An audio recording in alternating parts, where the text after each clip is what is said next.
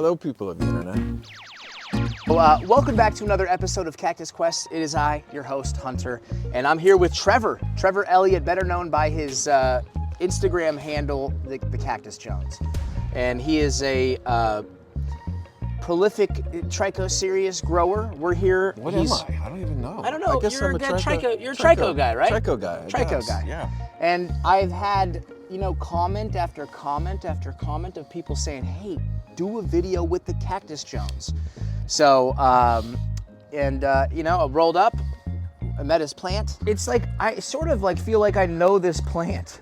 Met him. It's weird though, I felt like I already met him. And that happened with me, Cactus Update in Tucson. I just feel so close to you already, bro. Yeah, dude. When I went to Tucson, I pulled up and he came out and it was like, hey, how's it going? Let's go hiking. It wasn't like, right. Hey, nice to meet you or anything, because you already talked to somebody for so long. Yep. So we're here at his new, I'll let you tell the people. It's, I'm calling it a farm, but it's really just a big plot of land. I'm turning it into a cactus farm. Nice. It's an acre, 1.6 acres. I'm gonna call it the Jones Acre, singular. Just rings better. Yeah. It's an old property built in 1888, same year that the city was founded, Escondido. Charming, isn't it? It really is. Give us the tour.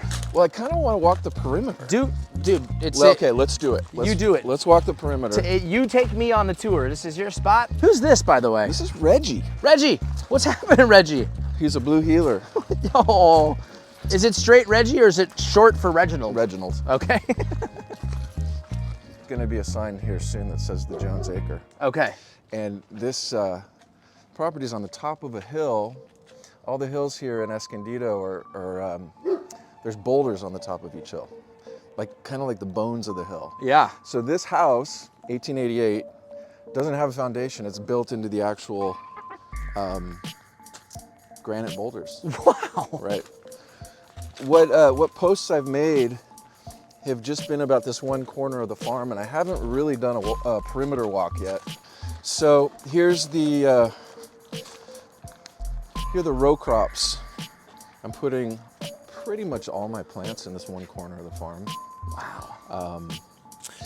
And yeah, I do understand how big these guys get, but I'm gonna be aggressively taking cuttings for sale and propagation elsewhere on the farm.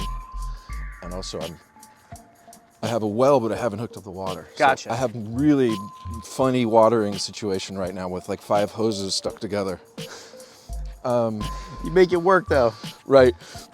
And I went from all just pots with paint marker labels to tags now.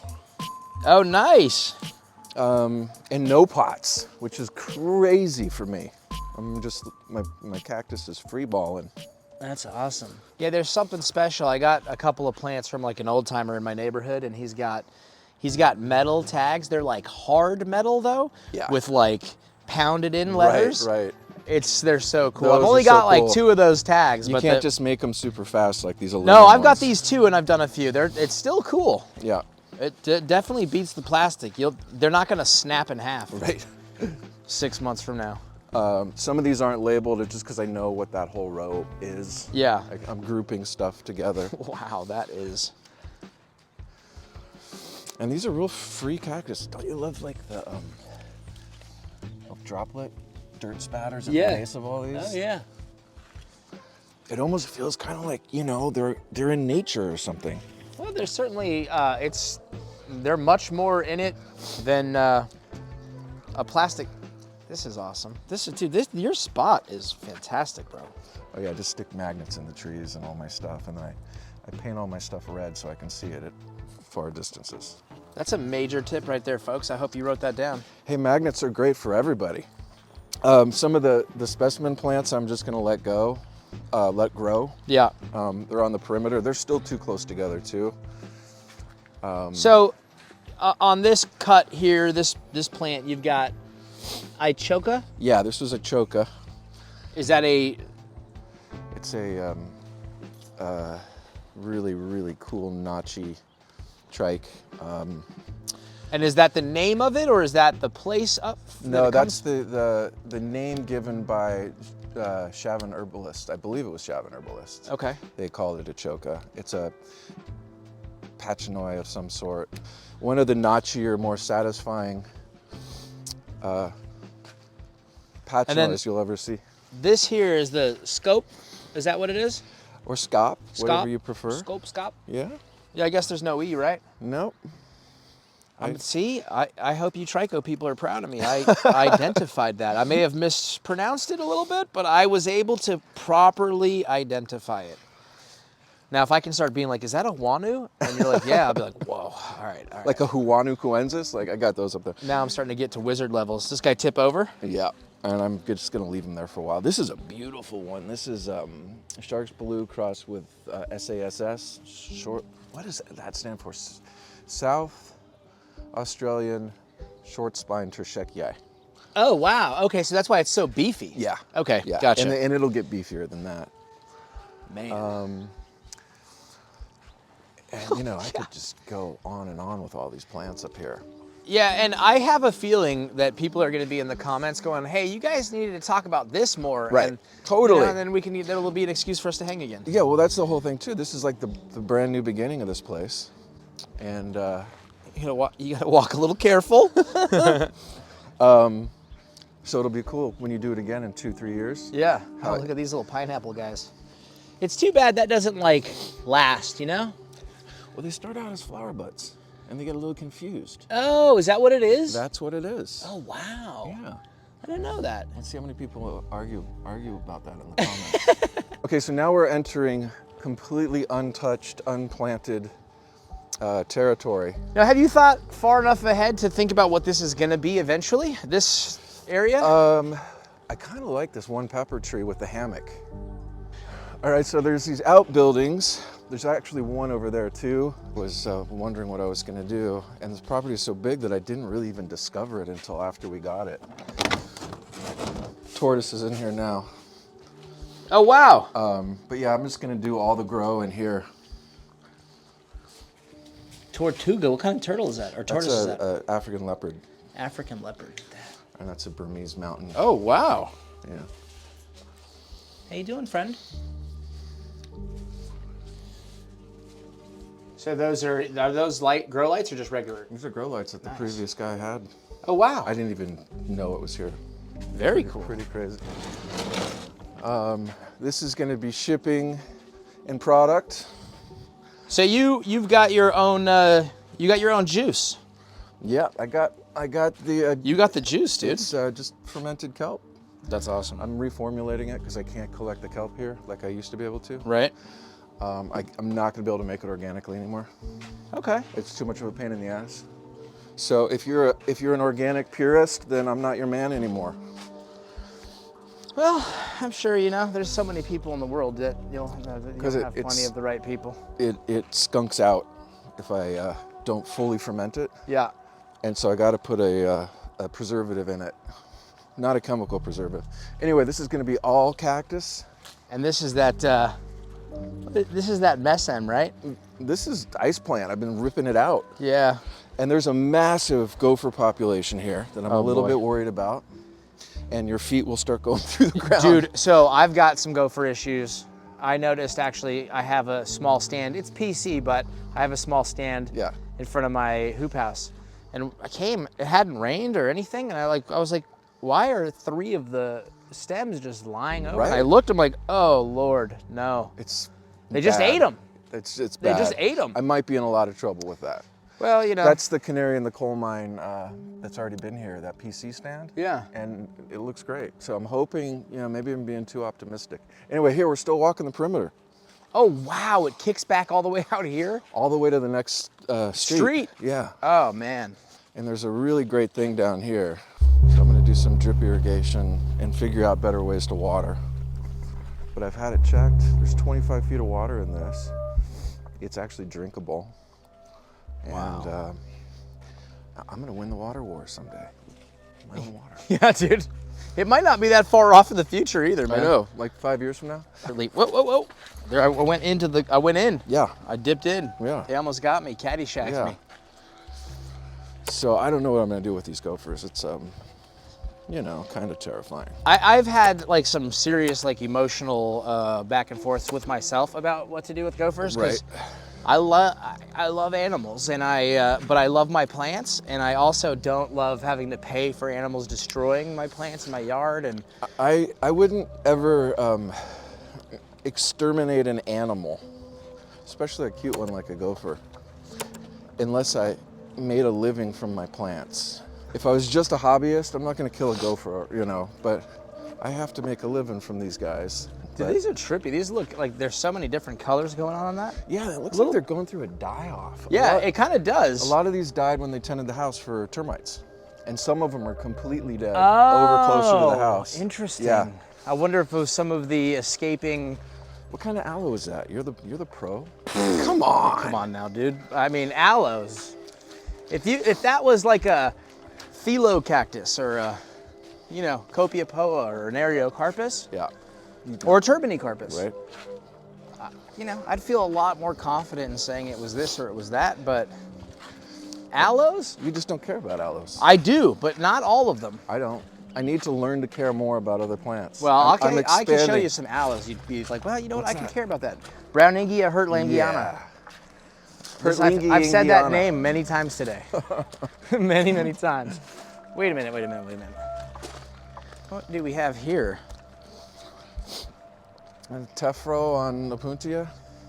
Okay. I just feel like it's playful and, you know, a little Willy Wonka-ish.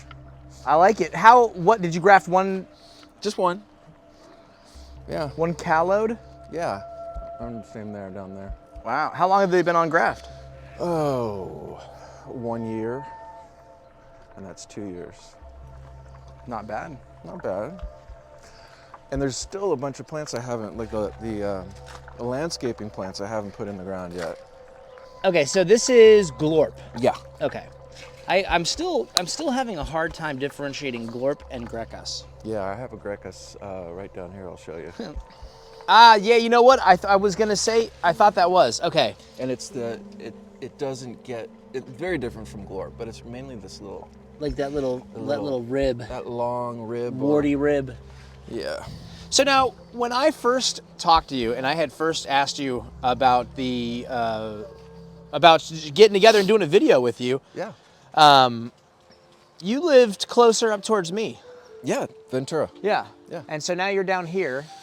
How did you end up? What's kind of the story of you coming down here? Well, I had this, it started out as just my dream of, hey, look, our income's coming from cactus. We should have a cactus farm when the kids go off to school. Yeah.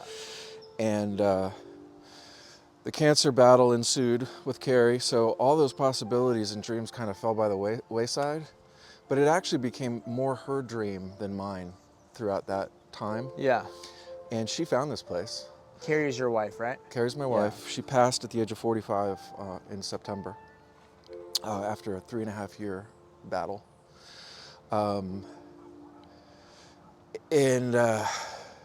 She found this place, and I didn't even know she was looking at all sorts of properties, but this was her dream. And it was also supposed to be her, like, forever place. Yeah. Where she was gonna finish the battle. She's got a ton of friends down here that were gonna, you know, she was supposed to make the transition with me. And because of some overly aggressive chemo, we couldn't even say the hospice word. She could not stop fighting. She passed about a year sooner than we were expecting, so she didn't make the move. But being here, I feel like she's here with me, and I can actually look at pictures of her now. I have them all in the, you know, on the walls in the house, whereas before in Ventura, I couldn't even look at a picture of her. So she is this place. She found it. She gave me the balls to get it, and it really is all about Carrie for me. That's beautiful, man. I appreciate you sharing that with me and with everybody. And yeah, I mean, I don't know if I mentioned it to you, but just this past month, we had a cancer scare with my wife. Yeah, luckily, it was benign and everything, but that moment of like thinking about life, like, whoa. Terror. Yeah. Yeah. I didn't really understand the gravity of it. I just thought, hey, it's 2022. There are all these options to fight it. But they found it when she was stage 4. And everybody over 40, get a colonoscopy. Oh boy, I turned 38 in a couple of days. Holy crap. I mean, I'm a few years away. You're a couple years away. A couple years away. You know, it's no big deal. Yeah, I couldn't imagine the possibility of her passing. Couldn't. I was in denial the whole time, all the way to the end. Yeah. And I haven't consumed my own medicine since, because it has a tendency to bring me closer to whatever I'm going through in a very intense way. Yeah. And it will help me process it too. And I'll have tears of joy and all sorts of stuff, but I'm not ready right now. Yeah.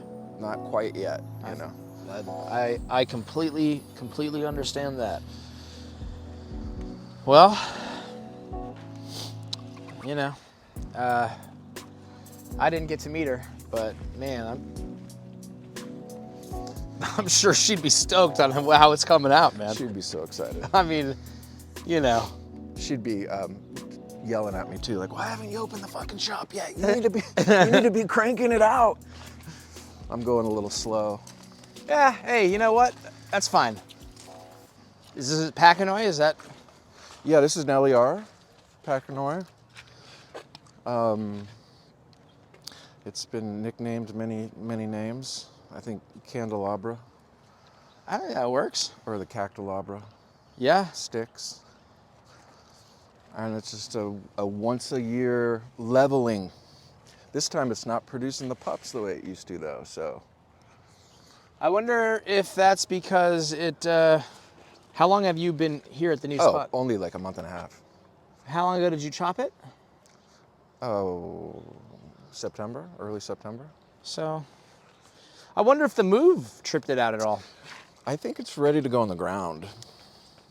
And I think it's gonna pup like it used to once it can stretch its feet out.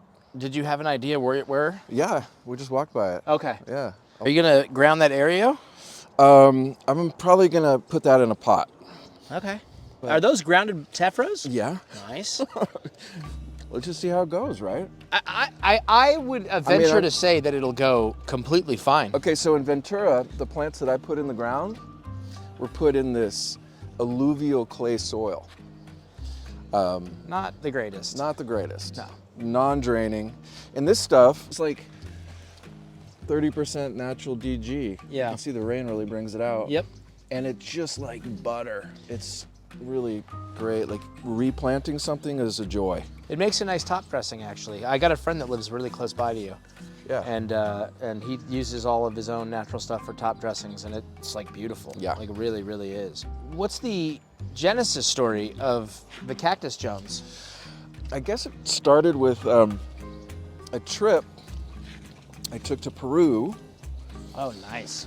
And I took I had a ceremony there that was a positive experience. Yeah. I also took a souvenir cut of some San Pedro. Yeah. I bought it at like this cheesy souvenir stand in Miraflores in Lima. Sure. And I threw it in my backpack and forgot it was there. You're not supposed to take those out of country, by the way, everybody. Yeah. And so it rotted. It left like a soupy mess in my backpack. Oof. I took the one firm part and chucked it in the yard. And then what did it do? It grew. It grew. Yeah. And so it's a combination of a fascination with that, a fascination with the experience of that ceremony in Peru, and I'm just another guy that likes to grow tomatoes, Yeah. that growing thing. I was already into plants, and I actually did a ceremony down here it was in Fallbrook, actually. Yeah. And it was after that my life sort of changed directions pretty dramatically, and I was really, it was also a similar kind of, my plant that really got me was, oddly enough, it was like one of the most common mammilarias that you could ever get. It's Mammillaria gracilis fragilis. It's that little white one that, you know, if you bump it, it falls off and then it just starts growing there. Yep. So leading up to that ceremony, I had this sitting, you stepped down into my yard and then walked to the front door. So on those steps, I had some potted plants and the squirrels knocked them over. Okay. And then one of them was that. Okay. And I was sort of in a rut. I'd had a surgery on my leg and that really took me out of the game. And as you guys can see, like I like being active and being out in the world and stuff. And so being couch bound, like sort of got me in a rut, you know? And I had sort of stopped taking care of my plants. Like I said, the squirrels knocked that over. And my wife would say like, you're just gonna leave that there, you know? And I did for a long time. And then I came back from that ceremony and a few days before I had to go back to work. And I remember taking that plant and picking it up and repotting it, and it was shocking to see that it had grown. Yeah.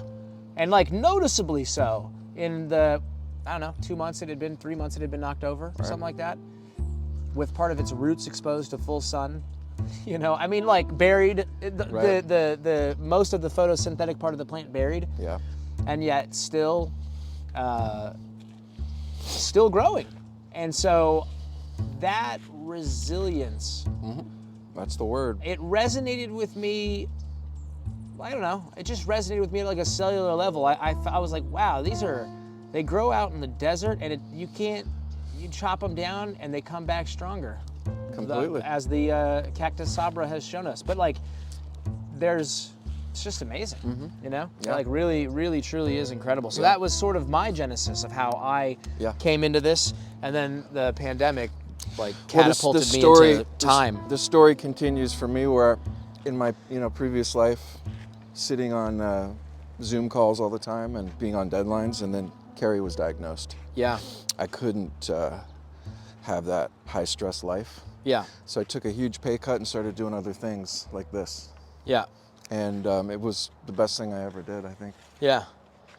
Well, the plants have... We can walk through this. The plants have they have a therapeutic value to them. They bring you into the moment. Simply just growing them.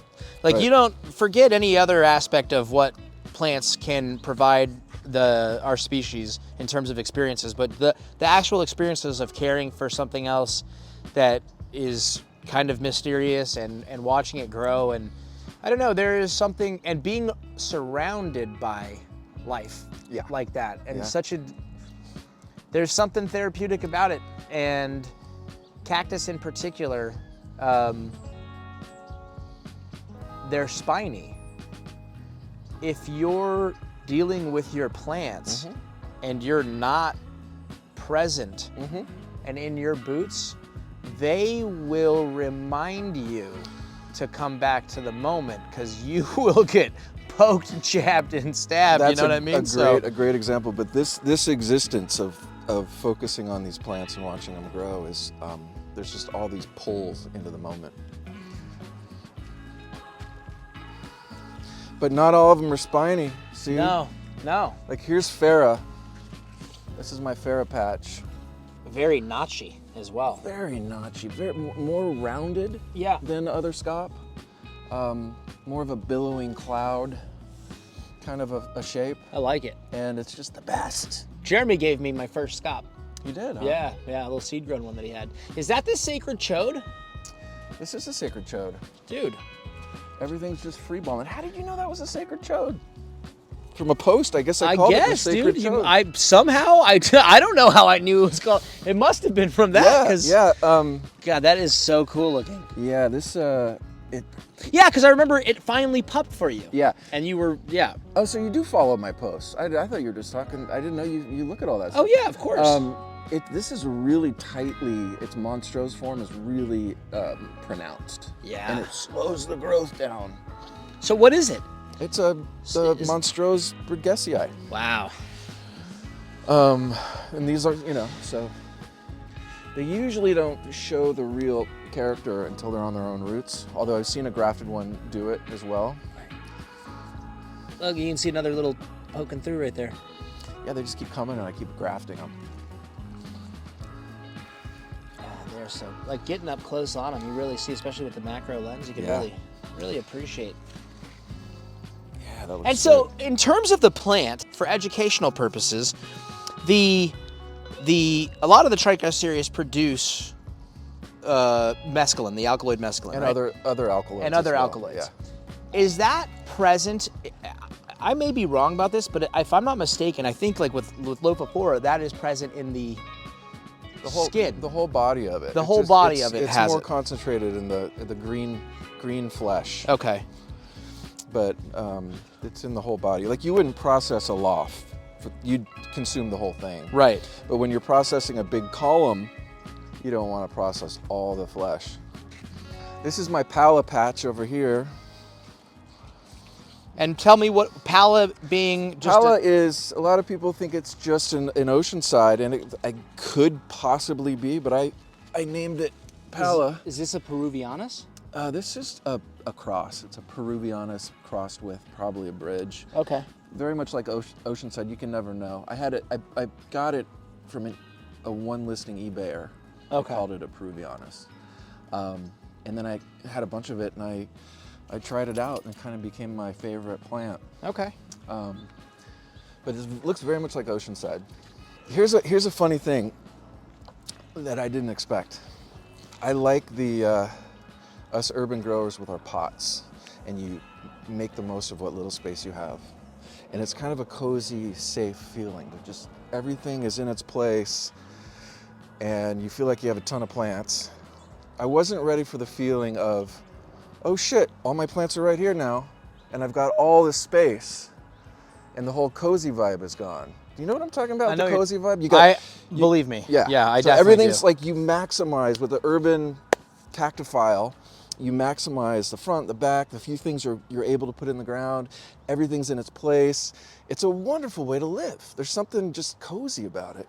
This will get cozy. Looking at take the a way while. that you do things, I'm sure Yeah. it'll be very cozy within a short amount of years. Right. And again, I don't know how many people have said, you're planting them too close together. But so my logic is that these are going to be frequently harvested. Right. Well, first of all, I have this water issue right now. They're going to be frequently harvested for both sale and propagation elsewhere on the farm. So the roots will keep getting bigger, but this will still remain walkable. And so would you imagine that if these are being chopped down, let's say that you never really let it get taller than it is now there, for example, right? Right. So you kept chopping that, but still, like you said, every year the roots are growing longer and longer. Do you think that over time the plants will sort of accelerate in their Here's what I'm robustness Yes. with which they produce Yes. offsets? It's Yeah, just right? like old growth vines. Yeah. Right? People that make wine love the look of those old growth vines. They get pared back every year because they produce fruit faster. Yeah, that's are a gonna- pretty one there. These are going to pup faster. This is catching my eye. What's this guy? Little short spine. Oh, this is basement shaman? Or no, Horus the timekeeper. Basement shaman. What a name, dude. Yeah, Horus the timekeeper. That's like a character from the Elder Scrolls or something. Like, yes, it'll get the potion recipe from Horus the Oh, here's that Timekeeper. ICHOCA. You were the one that was degrafted. Yeah. down there? This is a row of ICHOCA. Oh, you can see the. See the gnarly bumps on it? It's so satisfying. You know, I think I saw this actually with Jeremy. I feel like he had one. And Jeremy has all the best stuff. He's kind of inspires me. Like he's reached out well beyond trichos. That's my next step. What catches your interest? Well, I mean, there's from the collector's point of view, everything catches my interest. But Fair enough. You know, Arios, Poas, all that stuff. They're just not good for business because they sit in that perfectly paired with that beautiful pot, and they take 30 years to reach some size. And you don't want to sell them. I never want to sell any of those. Yeah, right. You know? But just from a collecting point of view, I'm interested in everything. And then over here, not these are just PC, but I'm putting the bluer stuff because this gets shade dappled throughout the day. Okay. Whereas everything over here gets full sun.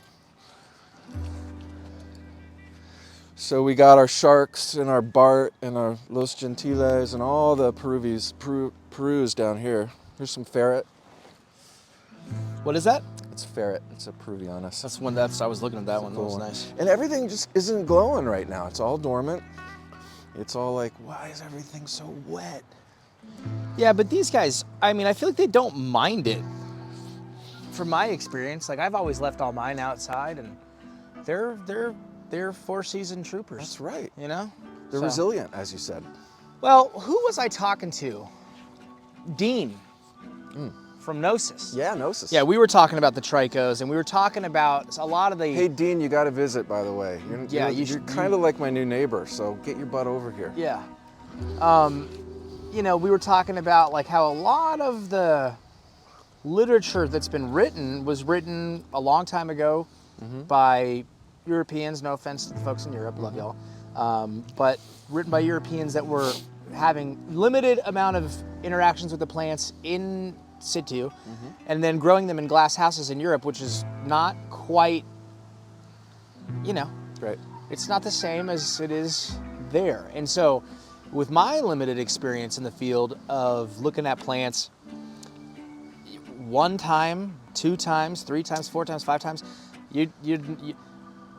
it's hard to tell what the plants are really. You'd have to spend a lot of time in the field, and there's a lot that you could do to broaden your understanding of what the plants can put up with. But I mean, there's a lot of people I know in Southern California that have their loafs outside getting all this rain right now. And there's a lot of people that don't. And the plants seem to be fine either way. But especially the trikes. Oh yeah. They're the best. Because Well, they're a lot of mountainous. They're water hogs. They grow at elevation Right. on slopes, and usually pretty rich soil. Yeah. And big temperature drops, and so they're the survivors. Nice. And you know, you can be a trike farmer, and you're not going to be saving water. You got to water the hell out of them. Yeah. Yeah. It's not. They're not a like extremely arid kind of plant. No, Yeah. they soak up the water. They're very pretty. Dude, I think this is, as the sun is setting and the clouds are moving, I think this is probably a solid place to close it for today. Oh, really? Okay. Yeah, man. Yeah. Thank you so much for having me out. And I'm going to put a link to his website. You guys want to go check out what he's got available and get some juice. And The shop's opening in mid-February. so there you go. So if you're watching this in February, go get after it right now. It just dropped. People are already, hurry. All right. Peace.